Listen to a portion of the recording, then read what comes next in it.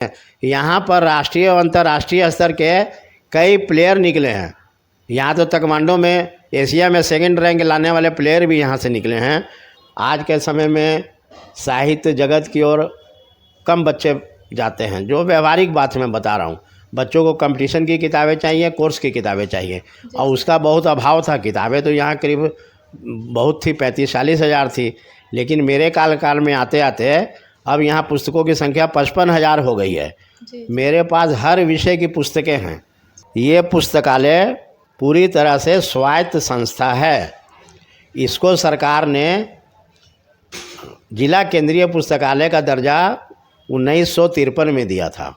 यहाँ पर पुस्तकालय की ज़मीन कब्जा करके 2 रूम भी बना रहे थे, जिसकी जो वो पीछे नहीं हटे, तो अंत में हमें कोर्ट से आदेश लाना पड़ा कि ये पुस्तकालय की संपत्ति है, इसमें कोई बाहरी तत्व कब्जा करके कमरे नहीं बना सकता है। तो ये पुस्तकालय कैंपस के अंदर 15-20 गाय भैंस बांधी जाती थी।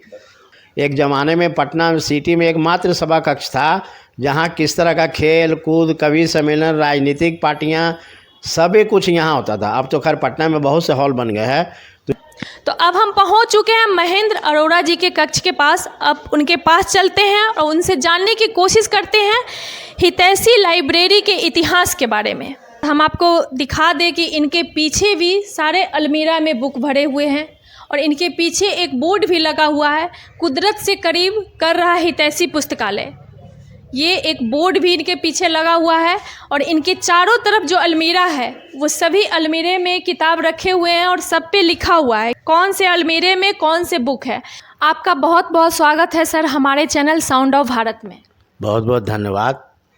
साउंड ऑफ भारत के सभी दर्शकों से मतलब मेरी तरफ से बहुत सी शुभकामनाएं, और मैं चाहूँगा कि इस चैनल को आप ज़रूर सब्सक्राइब कीजिए और लाइक करते रहिए कि आपको ये अच्छे अच्छे विषयों पर ज्ञान देती रहेंगी। आपसे जो मेरा पहला सवाल होगा, जैसे कि अभी गेट के पास से हमने अंदर एंट्री लिया तो जितने बाग बगीचा यहाँ वो सब आप ही लगाए हैं। आपके आने से पहले ये लाइब्रेरी तो था लेकिन एक बंजर था और वीरान था, लेकिन इसको आपने हरा भरा कर दिया। तो सर सबसे पहले तो पेड़ पौधा के बारे में बाद में आप बताएंगे, पहले ये बताइए कि यहाँ का इतिहास क्या है, क्योंकि आप एक वक्त अपना दिया है यहाँ पे, तो आपसे ज़्यादा और आपसे बेहतर कोई नहीं जानता होगा। जी, इसका इतिहास मतलब अति प्राचीन है। यह पुस्तकालय की उम्र अब 142 वर्ष हो गई है। अपने इस 142 वर्ष में इसने कितने ही बसंत और पतझड़ देखे हैं। जैसे आदमी के जीवन में दुख सुख आते रहते हैं, वैसे ही इस पुस्तकालय के जीवन में भी बहुत सी विपत्तियां भी आई हैं, अच्छे दिन भी आए हैं। तो यह पुस्तकालय 1882 ईस्वी में इसकी स्थापना हुई थी। एक प्राइवेट घर में हिरण शाह की एक गली है पटना सिटी में, उसमें खरच लाल अग्रवाल जी के घर में इसकी स्थापना हुई। जब यह पुस्तकालय थोड़ा विकास की ओर बढ़ा तो मंगल तालाब पर जो आज पुस्तकालय स्थित है, यहाँ ज़मीन लेके इसका निर्माण किया गया। और 1998 में यह पुस्तकालय यहाँ पर आया। 1934 के भूकंप में जो भवन बना था वो डैमेज हो गया। फिर उस भवन को नए ढंग से बनाया गया। जो ये भवन अवस्थित है, ये वही पुस्तकालय जो बाद में बना। और भवन मतलब और करीब 80 साल पुराना है। अब आप जानिए कि 80 साल के जीवन में भवन किस तरह से ध्वस्त होने लगते हैं। तो जब 81 में मैं सेक्रेटरी बना 1981 में, उस समय भवन की स्थिति बड़ी जर्जर थी। बाउंड्री वाल चारों तरफ से टूटी हुई थी। मवेशी प्रवेश करते थे जिनका ठिकाना नहीं था। रात बेरात अच्छे बुरे लोग आके यहाँ रहते थे। एक समय तो ऐसा भी आया कि पुलिस ने यहाँ 2 क्रिमिनल्स का मतलब इनकाउंटर भी कर दिया। ये हालत थी। तो अब पुस्तकालय को फिर से जीवित करने के लिए समाज का भी सहयोग लिया, हमारे कमेटी के सदस्यों ने भी मेहनत की। और 2000 से फिर ये जो विकास की गति इस पुस्तकालय ने पकड़ी, जो आज तक चल रही है। ये जो आप पेड़ पौधे देख रहे हैं, जी। ये 2000 के पहले एक भी पौधा इस पुस्तकालय में नहीं था। अब इस पुस्तकालय में बड़े छोटे मिला के 150 पौधे हैं और अब पुस्तकालय में पौधा लगाने की जगह ही नहीं बची है। बिल्कुल बिल्कुल सर। और एक पीछे में आम का, बहुत विशाल आम का भी पेड़ है। और बाथरूम साइड में एक विशाल आम का पेड़ है जिसमें खूब आम फलते हैं और लोग यहाँ पर उस आम को निकाल के फिर कर्मचारी और लोगों में बांट दिया जाता है। तो अब दूसरा इसका पहलू है विकास का। तो 2000 के पहले मतलब लाइब्रेरी जर्जर स्थिति में थी, पुराने समय की बनी थी, छत की कड़ियाँ टूट कर गिर रही थी। तो हम उसमें हमको बहुत सहयोग मिला। कमला सिन्हा राज्यसभा की सदस्य थी, वाजपेयी जी की सरकार में वो राज्य मंत्री भी थी, विदेश राज्य मंत्री थी। उन्होंने 5 लाख का फंड सैंक्शन किया, जिस वजह से सबसे पहले लाइब्रेरी की बाउंड्री 10 फीट हाइट की बनाई गई। नए गेट लगे कि पुस्तकालय की संपत्ति को पहले बाहरी तत्वों से, असामाजिक तत्वों से सुरक्षित किया जाए, इसमें भैंस गाय आकर न बांधी जाए। तो वो होने के बाद उसमें भी हमको आपत्ति आई। जब बाउंड्री वाल किए तो कुछ असामाजिक तत्वों ने करीब 60 फीट बाउंड्री बनी हुई तोड़ के गिरा दी। फिर केस मुकदमा हुआ, फिर उसको मतलब निर्माण किया गया बाउंड्री का। उसके बाद ये जो हमारा वाचनालय है, जो कक्ष है, उसकी कड़ी टूट के गिरती थी, पानी चूता था। फिर सभी छतों को तोड़वा कर उसी फंड से नई ढलाई करवाई गई। तो जो अब इस भवन की जो उम्र है वो 50 साल तो कम से कम बढ़ ही गई है। कि ये जो नए भवन का जो स्थापना हुआ है वो 1882 में 1882 में पुस्तकालय की स्थापना हुई थी। फिर करीब समझे कि 15-16 साल के बाद ये मंगल तालाब पर ये ज़मीन एक्वायर की गई और यहाँ एक भवन बना।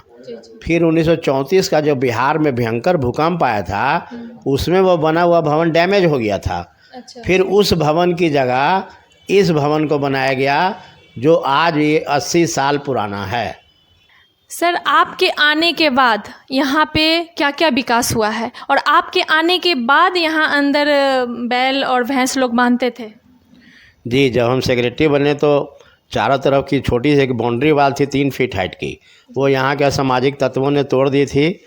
और जब ये कैंपस बाहर से सुरक्षित हो गया तो ये पुस्तकालय कैंपस के अंदर 15-20 गाय भैंस बांधी जाती थी और इसलिए रोज़ संघर्ष करते थे उन लोगों को यहाँ से बाहर निकालने के लिए कि पुस्तकालय है, पुस्तकालय की गरिमा को मेंटेन किया जाए और गाय भैंस ना बांधी जाए, लेकिन वो लोग सुनते नहीं थे। तो एक संघर्ष का दौर चला बड़ा लंबा, भैंसों को हटाने फिर बांध देना। कुछ लोग तो असामाजिक तत्व यहाँ पर पुस्तकालय की ज़मीन कब्जा करके 2 रूम भी बना रहे थे, जिसकी जो वो पीछे नहीं हटे। तो अंत में हमें कोर्ट जाकर कोर्ट से आदेश लाना पड़ा कि ये पुस्तकालय की संपत्ति है, इसमें कोई बाहरी तत्व कब्जा करके कमरे नहीं बना सकता है। तब ये पुस्तकालय की ज़मीन बची थी। ये घटना 1994 की है, 1994 हुआ था ये। और उसके बाद फिर जब पूरी बाउंड्री वाल बन गई, छतों की ढलाई हो गई, तो पुस्तकों की बहुत कमी थी।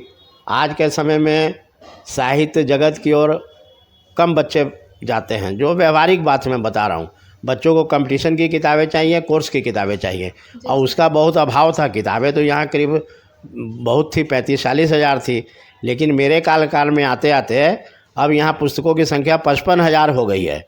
मेरे पास हर विषय की पुस्तकें हैं, चाहे वो साहित्य हो, किसी तरह का साहित्य हो, आलोचना। ये 4 कक्ष हैं अंदर, चारों कक्ष और दोनों ऑफिस एकदम बुक से भरा हुआ है।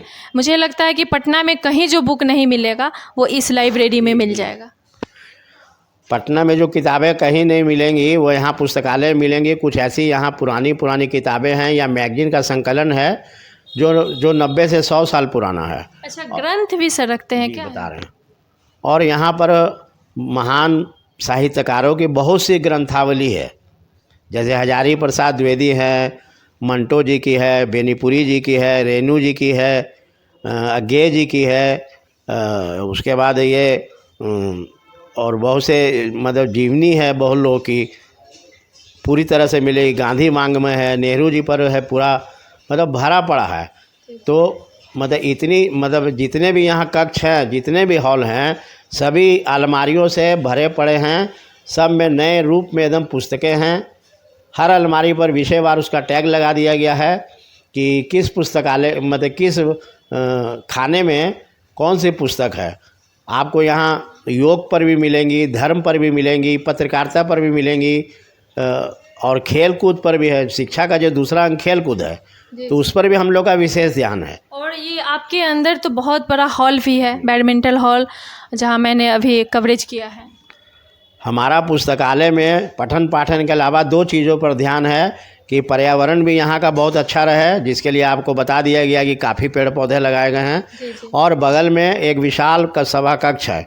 एक ज़माने में पटना सिटी में एकमात्र सभा कक्ष था जहाँ किस तरह का खेल कूद, कवि सम्मेलन, राजनीतिक पार्टियाँ सभी कुछ यहाँ होता था। अब तो खैर पटना में बहुत से हॉल बन गए हैं।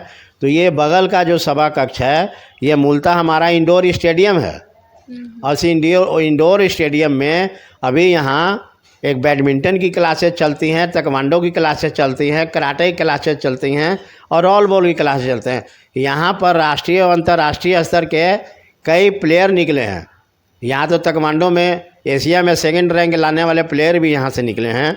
तो यहाँ खेल कूद पर भी जो शिक्षा का एक अंग है, अब मोदी जी की भी नीति है खेलो इंडिया, तो हम लोग का तो शुरू से ये रहा है कि पढ़ने के साथ साथ शरीर को स्वस्थ रखने के लिए, मानसिक विकास के लिए खेल कूद भी शिक्षा का ही एक अंग है। इसलिए हम लोग खेल कूद को भी उतना ही बढ़ावा देते हैं जितना पठन पाठन को देते हैं। जी। अच्छा सर, ये बताइए, ये सरकारी है या अर्ध सरकारी है ये पुस्तकालय?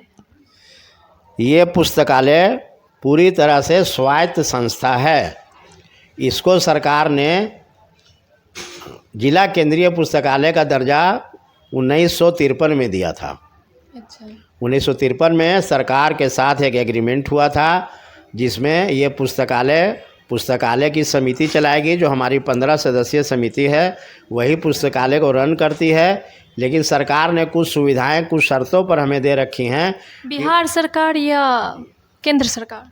नहीं, ये बिहार सरकार के अंतर्गत ही आता है, शिक्षा विभाग के अंतर्गत है। इसके लिए एक विभाग है डायरेक्टर ऑफ लाइब्रेरीज, वहीं से इसकी डीलिंग होती है।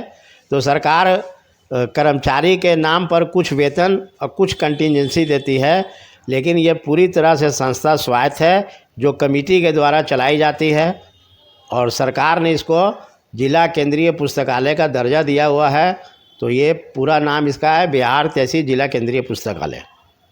बहुत बहुत धन्यवाद सर आपका, आपने पूरी जानकारी बताया इस लाइब्रेरी के बारे में। बड़ी खुशी हुई आप पुस्तकालय में पधारी। हम चाहेंगे आपके लोग सब्सक्राइबर बने, प्रोत्साहन दें इस चैनल को, यूट्यूब को।